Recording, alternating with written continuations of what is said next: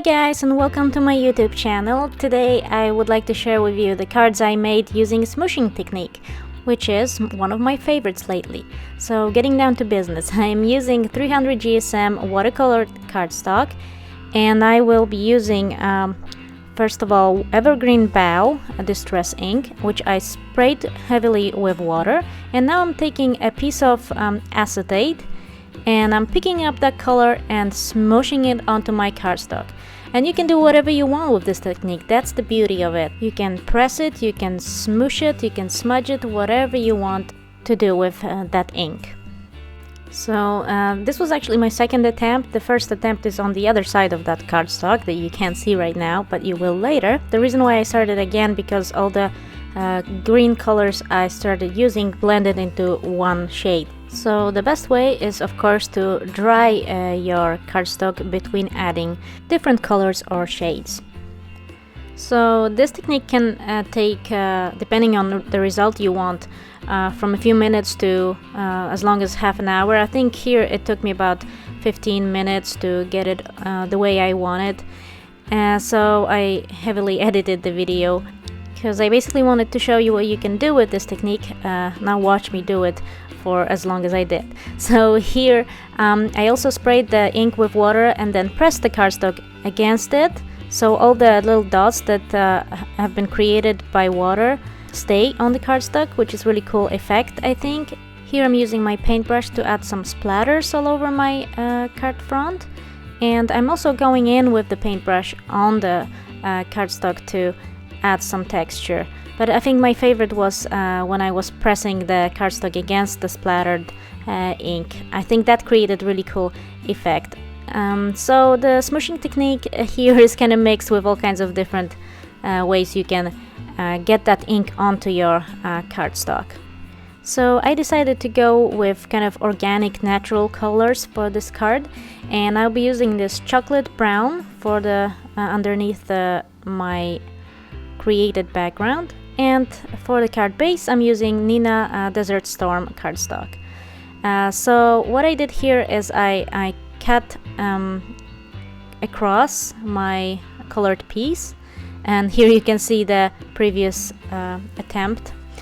And I'm gonna use some scoring tape to adhere this piece I cut out onto my chocolate cardstock. I also rounded the corners on that piece.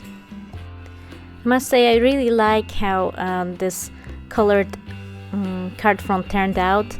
Even when you're creating this background, you might think it's a kind of hot mess and you might be doubtful and stop it, but never do. I mean, at this point I really thought it didn't look great, and then when it dried, all of the colors dried, it looked really nice. I am really happy with how it turned out, and I will definitely be trying it with different color combinations. So I decided to add this smooshed piece diagonally, and I think it really popped against that chocolate brown background. Sometimes I really like to make cards that are basically pretty simple. There's no coloring or images involved, just the pure kind of shapes and colors mixed together.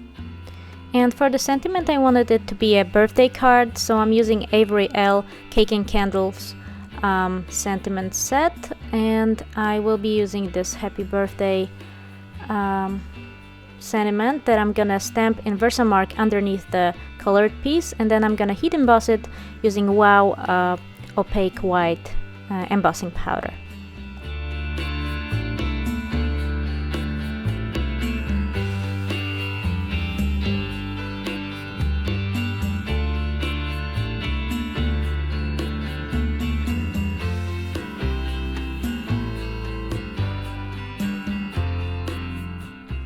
And so here, even though I picked the Desert Storm cardstock, I decided to go with a craft cardstock. I tried to go with greens, but it was just too much green, and I decided to go with a little darker craft card base.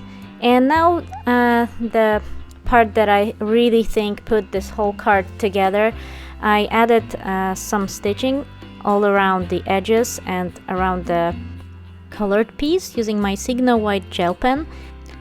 I really love adding that little element to my cards. I don't know why I don't do it enough. Maybe because some cards are just some scene cards or backgrounds. I don't really do many of this type of cards, even though they are my favorite kind. So I'm adding this stitching all around on the outside as a frame, but then I also decided to add it along the top part near the colored piece. I will round the corners of my card base, and I'm gonna use some score tape to adhere the card front. And at this point I decided I needed a little element to kind of put the whole card together, and so I stamped one of the butterflies from Bow Bunny stamp set using my VersaFine ink, and I embossed it with clear embossing powder.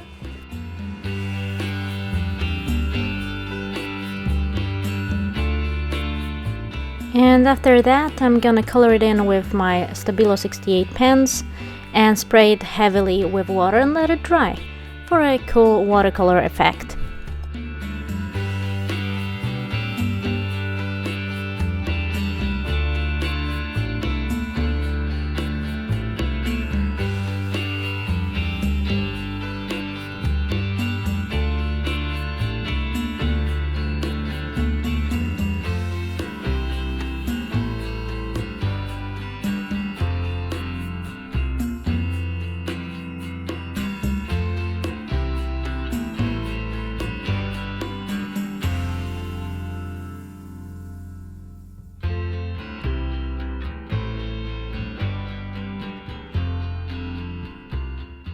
I fussy cut the butterfly and went around the edges with my Memento Tuxedo Black watercolor pen, and then I adhered it on top of my card front against that green smooshed background.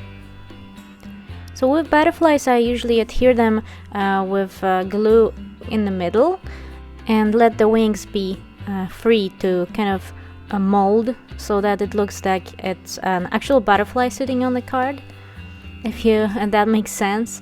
And so that finishes the card for today.